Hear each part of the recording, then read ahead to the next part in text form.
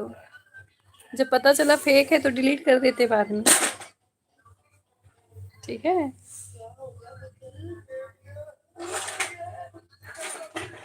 पुत्तूलाल, ए पुत्तूलाल का कर लियो, सामान लगा रही हूँ, बार बार निकाल दियो बेटा।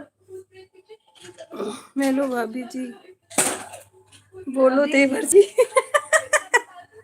बोलो देवर जी।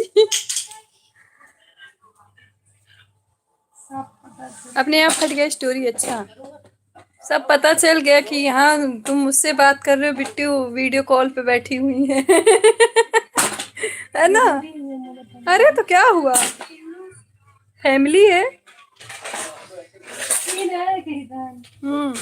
कैसे हो आप?